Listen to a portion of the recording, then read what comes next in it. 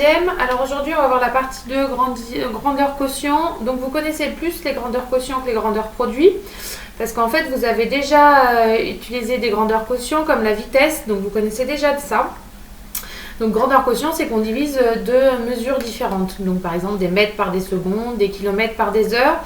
Dans mon exemple, j'ai pas pris les vitesses parce que vous connaissez assez bien. Je vous rappelle que pour les exercices, parce que vous aurez des exercices sur la vitesse, je vous rappelle que la vitesse est égale à la distance sur le temps et que moi j'utilise que cette formule et je mets un petit 1 sur V, je remplace par ce que je connais, ensuite je fais un produit en croix. Vous devez faire très attention aux unités, c'est-à-dire si on veut des kilomètres par heure, ici il faut qu'on ait des kilomètres, ici il faut qu'on ait des heures. Si vous ne mettez pas les bonnes unités, ça ne marchera pas. Voilà, donc dans les grandeurs quotient, vous avez l'exemple, je vous ai pris une grandeur quotient que vous utilisez peut-être déjà, mais qu'on ne voit pas trop en maths, nous, depuis que vous faites des maths.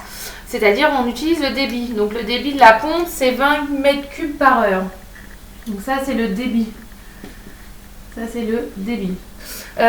Du coup, le débit, si vous voulez, ça va être, alors, débit, ça va être volume sur temps. Ok? Donc du coup, vous avez dans la première question, sachant que le volume de cette piscine est 64 mètres cubes, combien de temps faudra-t-il pour filtrer toute l'eau?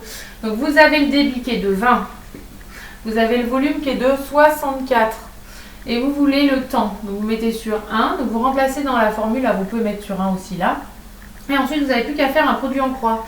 Donc du coup, vous avez que T c'est égal à 64 fois 1 sur 20.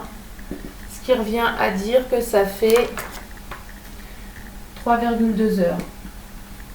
Si vous voulez changer les heures en minutes, donc 3,2 heures, vous gardez le 3 et vous prenez le 0,2 là et vous faites 60 et vous allez avoir 12 minutes. Donc ça c'est pour faire des heures en minutes et l'inverse c'est pareil, c'est-à-dire si vous avez des heures minutes et que vous voulez en heures virgule, vous prenez ce qu'il y a derrière les minutes et vous divisez par 60.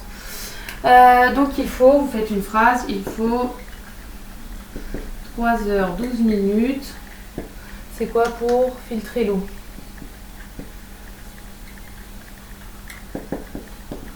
Donc ça c'est la première question. La deuxième question, on a la même pompe et on veut calculer la quantité d'eau que je peux filtrer avec 1h45. Donc c'est ce que je vous disais, 1h45 minutes. Vous regardez le 1.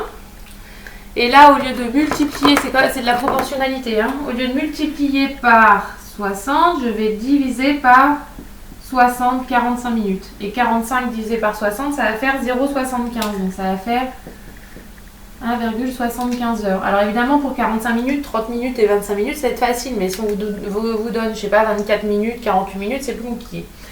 Donc du coup, je reprends la formule. J'ai toujours mon débit qui est égal à 20. Donc je mets sur 1. Là, je connais le temps qui est de 1,75. Donc je le mets ici et il me faut le volume. Donc je vais l'appeler V. Et donc vous avez V égale 20 fois 1,75 sur 1. Pour ceux qui comprennent, vous n'êtes pas obligé de mettre sur 1 évidemment. Et donc le volume, ça sera 35 mètres cubes. Donc faites bien attention à l'unité de départ. Donc après, vous faites une phrase. Avec cette pompe, on peut filtrer.